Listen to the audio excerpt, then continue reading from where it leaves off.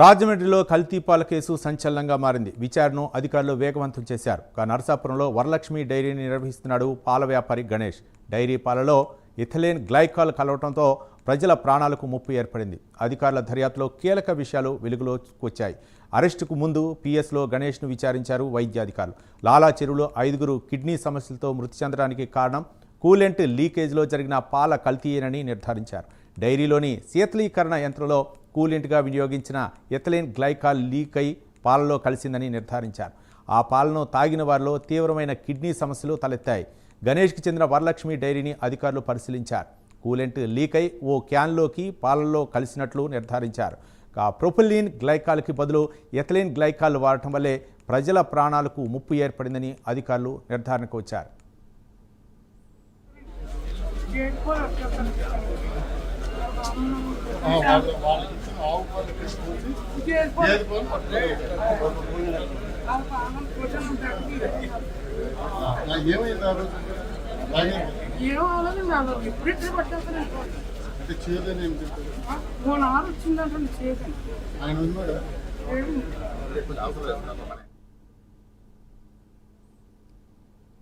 రాజమండ్రిలో కల్తీ పాలు అయితే మాత్రం కలకలం సృష్టిస్తుంది. మొత్తానికైతే మాత్రం అధికారులు పర్యవేక్షణలో అక్కడ కల్తీ పాలలో ఏ అంశాలు ముఖ్యంగా అక్కడ ఎలాంటి ద్రావకాలు కలిసినాయి, ముఖ్యంగా ఆసుపత్రులు అయితే మాత్రం 14 మంది చికిత్స పొందుతున్నారు. 4 అయితే మృత్యువాత పడ్డట్లు తెలుస్తుంది. పై మరింత సమాచారం మా కరెస్పాండెంట్ శ్రీరామ్మూర్తి అందిస్తారు. శ్రీరామ్మూర్తి. రవి, ఏదైతే విషపూరిత పాలు కలకలం రాజమండ్రిలో ఇంకా కొనసాగుతూ ఉంది. ఇంకా భయాందోళనలో ప్రజలు ఉన్న పరిస్థితి ఉంది. ఇప్పుడు ఇక్కడ కిమ్స్ ఆసుపత్రిలో 8 మంది ఇక్కడ చికిత్స పొందుతుంటే వారిలో 2 పరిస్థితి విషమంగా ఉంది. అందులో 3 పిల్లలు కూడా ఉన్నారు. అయితే ప్రస్తుతం వెంటిలేటర్ల మీద అలాగే డయాలసిస్ మీద కూడా కోలుకుంటున్న పరిస్థితి కనిపిస్తుంది. అయితే ప్రధానంగా దీనికి కారణం ఏదైతే ఇథిలీన్ గ్లైకాల్ అనే ఒక విష పదార్థం, అంటే ఇది ఏసీలో ఉపయోగించే రసాయనికం.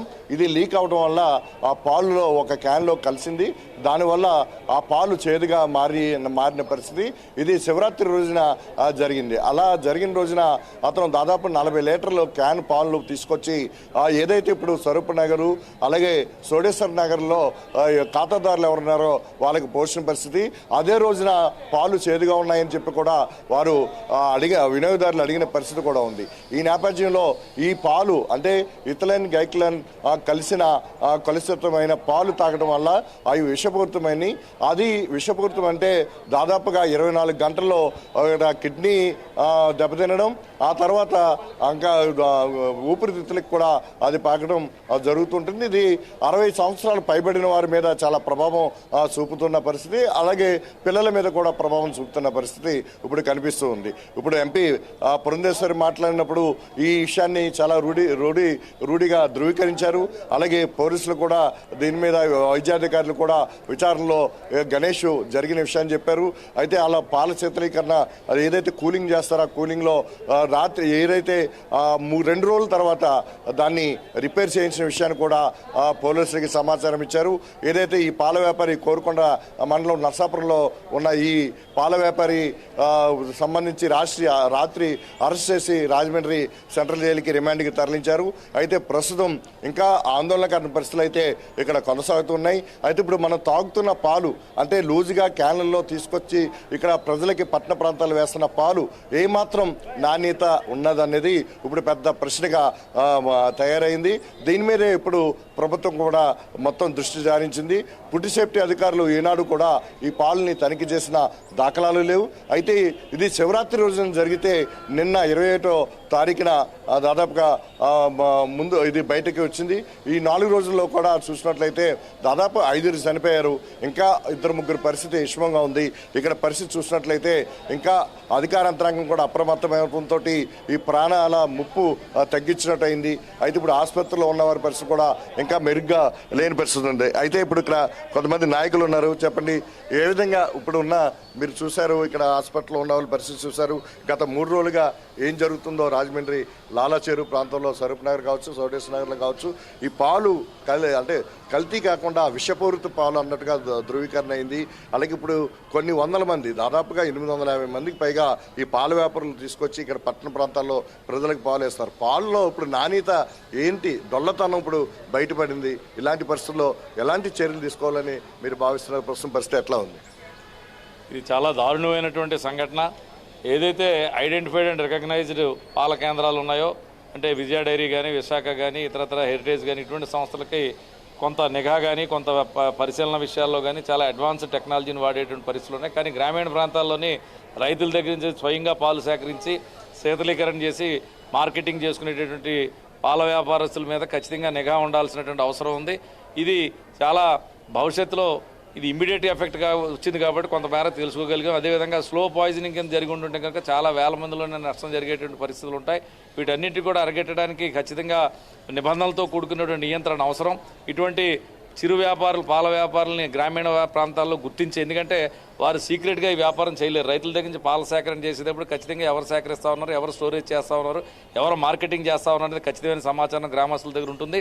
ఇది అధికారులు కూడా తెలియనటువంటి విషయం కాదు. అధికారుల యొక్క అజాగ్రత్త, నిర్లక్ష్యం వెరసి ఈ చిరు వ్యాపారుల యొక్క నిర్లక్ష్యంతో కలిసి వేళ ప్రాణాలు హరించేటువంటి పరిస్థితులు వచ్చాయి. దీని మీద ఖచ్చితంగా సమగ్రమైనటువంటి సమాచారం ఏ గ్రామాల్లో ఇటువంటి అనాథరైజ్డ్ స్టోరేజ్ పాయింట్స్ ఉన్నాయనేది ఆరా తీసుకుని వాటికి తగినంత రికగ్నైజేషన్ ఇవ్వడంలో కొంత స్కిల్ డెవలప్మెంట్ కూడా, స్కిల్ ట్రైనింగ్స్ కూడా ఇవ్వాల్సిన అవసరం ఉంది.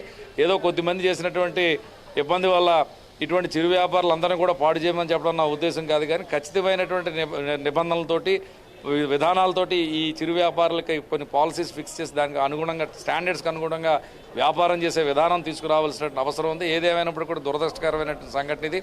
మరి ఇప్పటికే 6 ప్రాణాలు కోల్పోయారు. చాలామంది క్షతగాత్రులు ఇవాళ వివిధ హాస్పిటల్లో ట్రీట్మెంట్ పొందేటువంటి పరిస్థితులు ఉన్నాయి. ప్రభుత్వం తగిన సహాయ సహకారాలు ఇన్ టైంలో అందించడానికి వారికి అయ్యేటువంటి హాస్పిటల్ ఖర్చులు కానీ ఇతరత్ర కూడా ప్రభుత్వం పే చేస్తూ ఉంది. అదేవిధంగా మరణించిన వారి కుటుంబాలకి ఎక్స్గ్రేషియో కూడా ఇస్తూ ఉన్నారు. అయినప్పటికీ కూడా ఇది మానవతా దృక్పథంతో ప్రతి ఒక్కరు కూడా ఒక అడుగు ముందుకు వచ్చి ఈ సమాచారం కూడా ప్రభుత్వానికి, ప్రభుత్వ అధికారులకు ఇవ్వాల్సిన అవసరం ఉంది. ప్రభుత్వం కూడా సరైనటువంటి చర్యలు సరైన దిశలో తీసుకుంటుంది.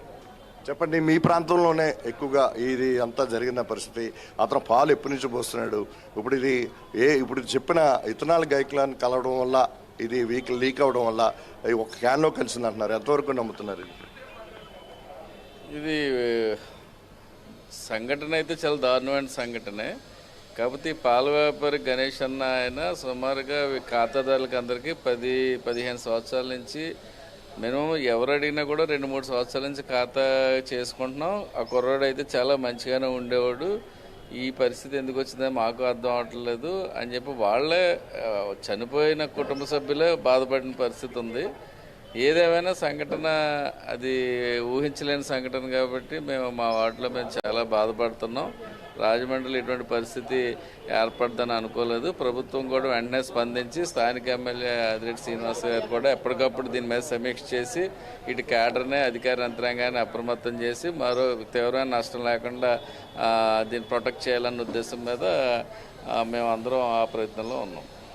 ఇది ఇప్పుడు ఏదైనా కానీ ఈ విషపూరిత పాలు వల్ల ఇప్పుడు 5 ప్రాణాలు కోల్పోయిన పరిస్థితి ఉంది. మరొక 14 మంది వివిధ ఆసుపత్రుల్లో చికిత్స పొందుతున్నట్టుగా చెప్తున్నారు. అయితే 8 మంది పరిస్థితి అయితే కొంచెం క్రిటికల్గా ఉన్నా అందులో 2 పరిస్థితి విషమంగా ఉంది. ఇప్పుడే ఎంపీ పురంధేశ్వరి అలాగే రాజమండ్రి సిటీ ఎమ్మెల్యే ఆదిరెడ్డి శ్రీనివాస్ వచ్చి ఇక్కడ బాధితుల్ని పరామర్శించారు. వారికి జరుగుతున్న వైద్యం గురించి అడిగి తెలుసుకున్నారు. ఇప్పుడు మళ్ళీ వైసీపీ బృందం మాజీ మంత్రులు విడుదల రజని, శ్రీధరి అప్పలరాజు, చెల్లిపోయిన వేణుగోపాలకృష్ణ తదితరుల మాజీ మంత్రుల బృందం వైసీపీ తరపున ఇప్పుడు ఇక్కడ కిమ్స్ ఆసుపత్రికి రాబోతున్నారు. ఇక్కడ బాధితులను కూడా పరామర్శించడానికి, తర్వాత వాళ్ళు ఏం జరిగిందని కూడా తెలుసుకుంటున్నారు. మొత్తానికి చూసినట్లయితే ఈ విషపూరిత పాలు వల్ల త్వరగా అది కనుగొనడం వల్ల ప్రాణాల ముప్పు తగ్గిందని చెప్పేసి కూడా ఇక్కడ అధికారులు భావిస్తున్న పరిస్థితి ఉంది. ఏదైనా ఇప్పుడు విషయాన్ని అయితే చాలా సమగ్రంగా కొనసాగుతుంది, చాలా వేగవంతంగా కొనసాగుతుందని అధికారులు చెప్తున్నారు. Right, thank you Sriramurthy.